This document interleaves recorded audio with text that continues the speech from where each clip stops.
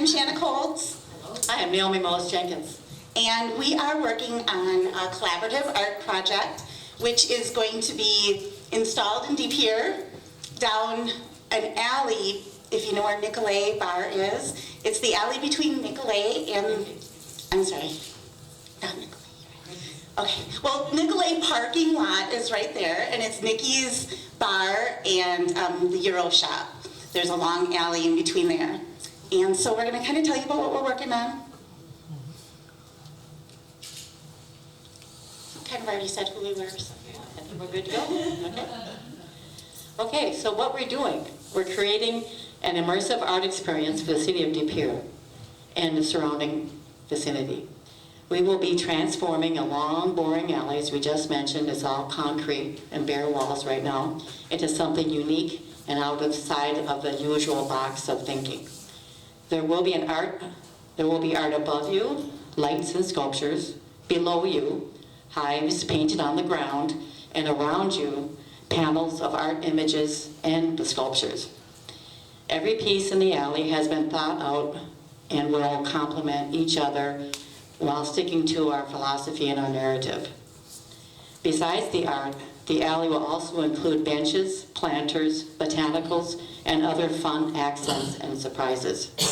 Every aspect has been designed to complement the space as a whole. We're looking forward to it to being a great gathering space for minds, food, drink, etc. So here's a picture of what we're working with. This is actually all one wall. We had a lot of obstacles, being as you can see over there, there's a lot of things sticking out of the wall. On this side, you know, you've got the concrete and then the different wood, the different brick with different colors. We looked at the colors when we came up with our design, and the colors of the alley are the colors that we are, I shouldn't say they're the colors we're really using, but we are keeping them in mind for our overall, cohesive look. And this is the other side. So the other side is all paneling. When the city put out something for like a artscape, not artscape, but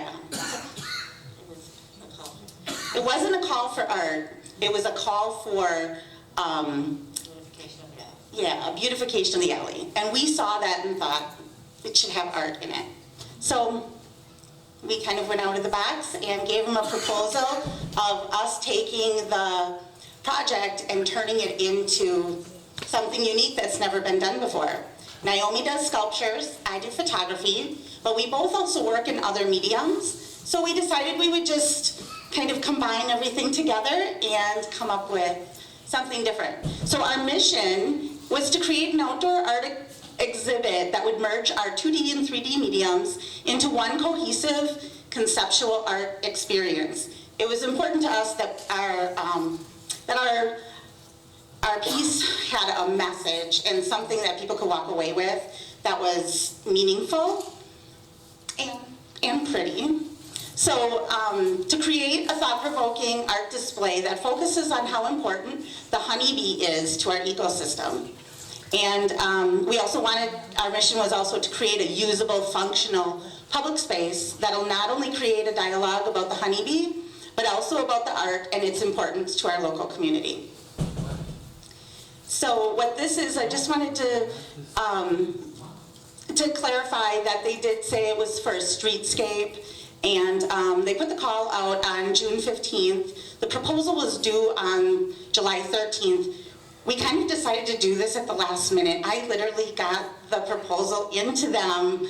Like, I went to drop it off and the doors were closed. So I ran over to definitely Pere on that last day and they still accepted it.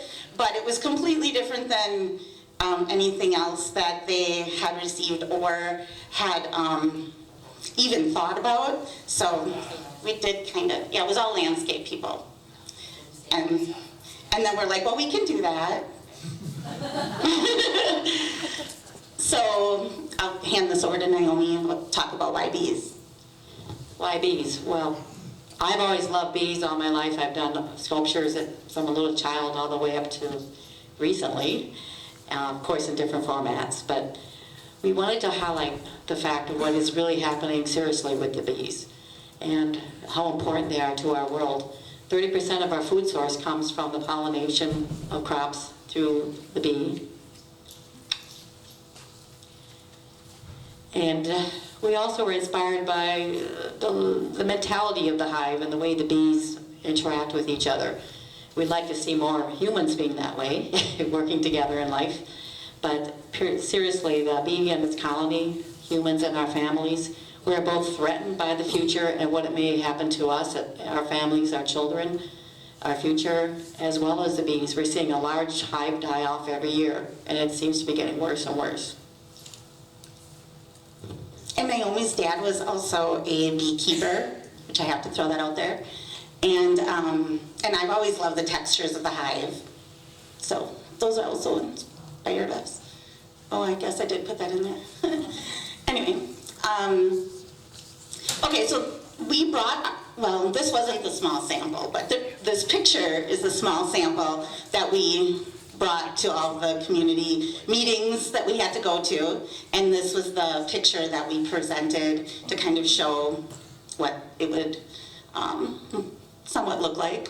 We did stray a little bit, but sitting for two artists to sit in front of panels of city officials, and they're like, well, what's it gonna look like? And we're like, yeah, we don't know, we didn't do it yet. And we're like, it's kind of like this, and then we try to explain it.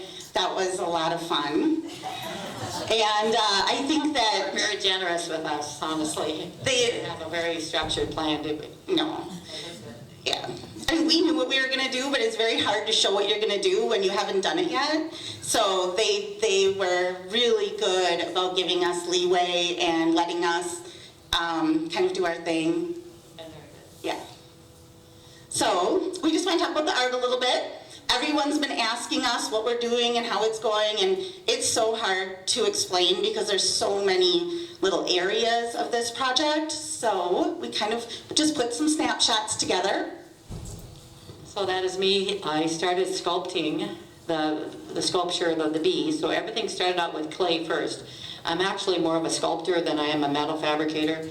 I've done many things where I've done sculptures and they've been reproduced in bronze, but they go off to a foundry, and a foundry actually creates them. But that is exorbitant in the cost, hugely exorbitant.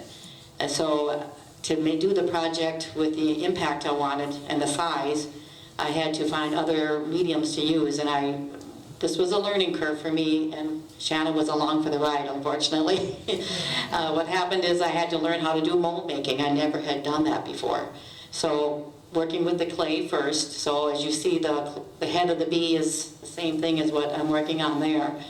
That's all sculpted, and then we created molds of that, and as we get further along you're going to see some of the molds. That is a flamingo. We also we're doing about 20 to 25 bees that would be hanging up on the wall above Shanna's images, and then I'm making 3 to, so depending upon how many we need in the alley. Some large flamingos, they're about 9 feet tall, and they're all done in the same process as well. So I sculpted the body, and then we made many, many layers of silicone rubber to make the forms. So I could mass produce them. To do these in 3 months, all free form, it would have been impossible to make all these. So we're working with chemicals, we're becoming chemists as we do this. We had some faux-pas. We had a failure the first time where I first did the silicone. We had a chemical interaction with the clay, so that put us back almost a month, because by the time we were able to get it redone, it took a whole month because every layer takes so much time to dry. But once you get the mold done, then it's bingo, you're rolling because you're casting a lot fast. So let's see the next picture. There was a lot of, oh, do you smell that? Do you think it's going to start on fire? I'm serious. And then we were worried about the building at night. Okay, so, and Lori, who's out there somewhere, calls me in the morning. I'm sleeping. I wake up and she's like, oh no, there's a fire in De Pere in one of the businesses. You know, the fire, well, I thought it was the chemicals overnight. Pretty much gave me a heart attack. Anyway, okay, so, and that's why you see the gas mask and all that, yeah. So this is making of the molds. That's the flamingo head on the bottom, and then that is the head being cast in rigid foam. I did the bodies, the castings first with fiberglass, and that was the other thing. We're overbuilding this. We don't want them falling down in the middle of the year. We don't have to go up there and repair them. So it's fiberglass cast out in the molds, and then it'll be filled in with the rigid foam, which you can see popping out the top of the head. This is just chemicals being mixed. And opening up the mold for the first time, that was fun. We should have taken video of that because it was crazy. We had to get our husbands to help because we just didn't have the muscle to do it. But this is the bee body. We were so happy that the mold turned out. This is the castings and the fiberglass resin inside of it. Both of us have these in our garage, all over. So I'm just gonna kind of carry this out. So here I am, after a fiberglass castings, the shells together, and then inserted in the welded legs. That's another whole unit. It all has to get refiberglass together. Then I have to cut the fiberglass and put in the wings. The wings, we had a company in Green Bay laser cut them. They worked out great. So it's a matter of assemblage once and again. This is the flamingo I'm working on, and he's very tall, about 9 feet tall or more. And we will have this on display. Pere has Art Walk on Friday. If you come to Studio Rouge, which is my studio, we will have a flamingo there finished, along with this bee and some of the images. But this flamingo isn't painted yet, but it will be by Friday, right? Right.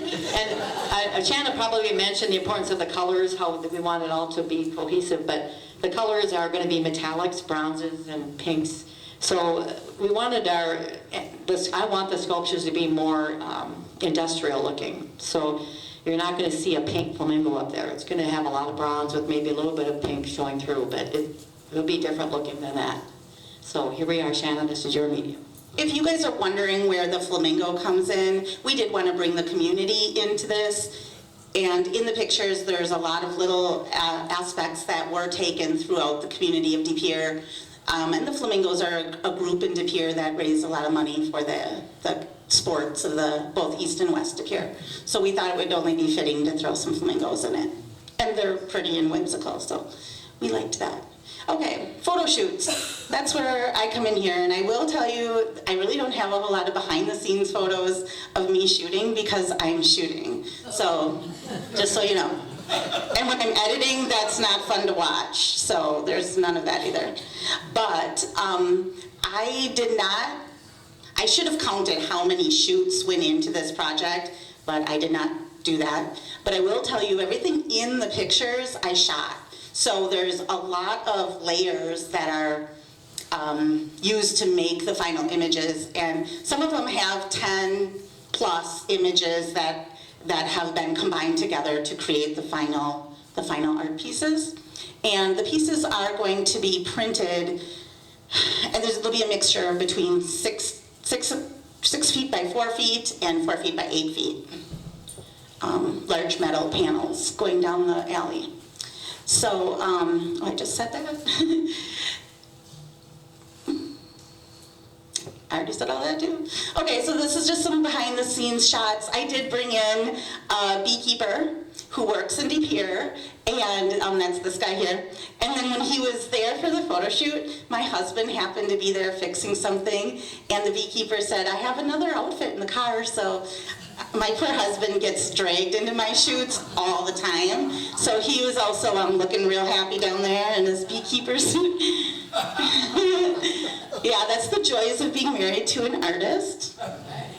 Yeah, so I did want to show this. I do make textures that I use in my pictures. I'll create them out of inks or paints, depending on what I feel like. But a lot of times when I want a certain color, it's just easier for me to make something and then use that with my pictures.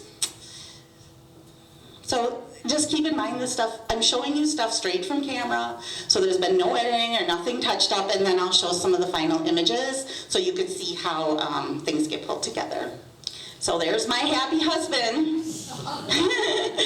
Anyway, and then there's some ink stuff and just a picture of a hive.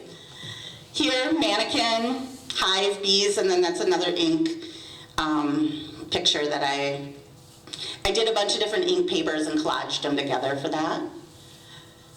And here's some pelicans that I shot in De Pere off of the docks, and then flowers as well. This is one of Naomi's sculptures that I had to bring in some sculptures that, not sculptures we're using in the alley, just sculptures so I could use their form. And a light bulb. Okay, so then, as you can see in the one with the beekeeper, that is my husband. I told him, I promise I won't show your face.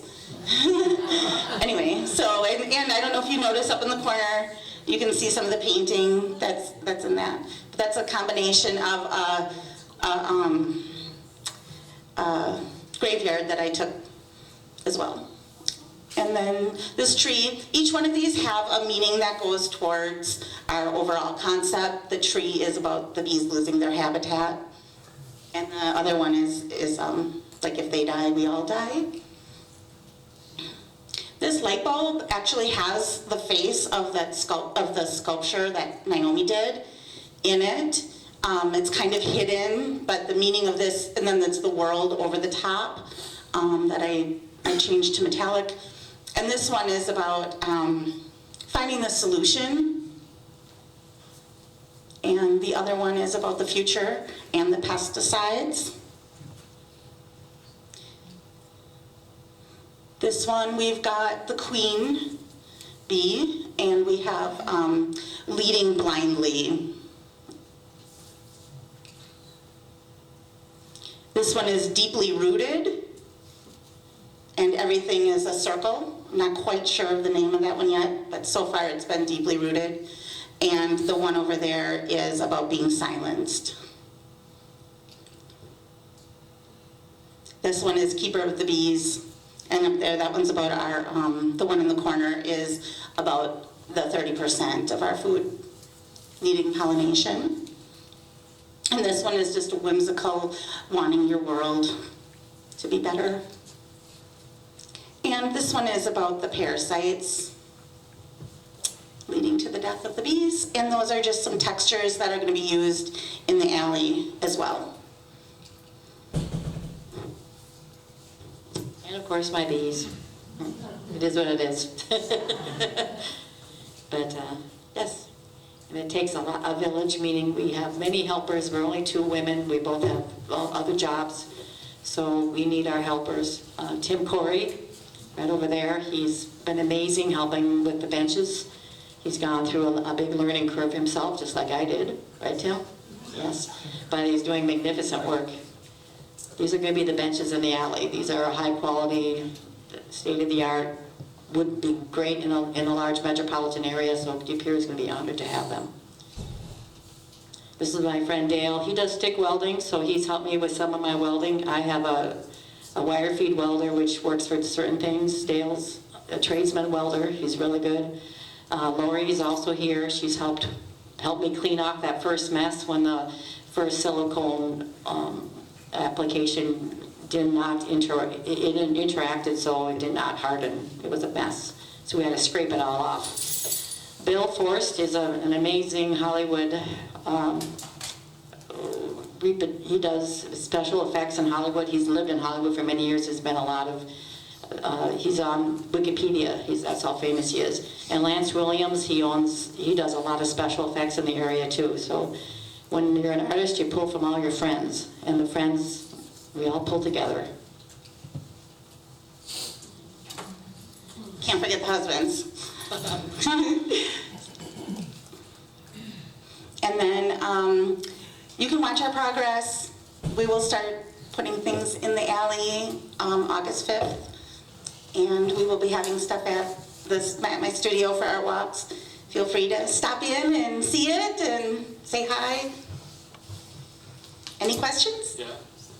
Questions for the artists? Yes. Yes? Karen? So on one side you have multiple bricks and on the other you have vinyl siding. Correct. What are you going to do with that siding? Well, actually, we had a big, what do you call it, hurdle that just happened. We just had a big trip up. Nicky's has decided to redo that side of the alley, and we're not exactly sure what they're doing. Yes, we had everything planned out. They're going to put a glass garage door in there, so Shanna's had to reconfigure. Yeah, we've had to change some things, which is fine. We've changed some things. So, and we're still going to be installing. They just install it a little bit differently, but we're not painting on it or anything. The panels are being attached to the buildings on both sides. So it's not really going to change how it's attached. It just is changed. It had to change.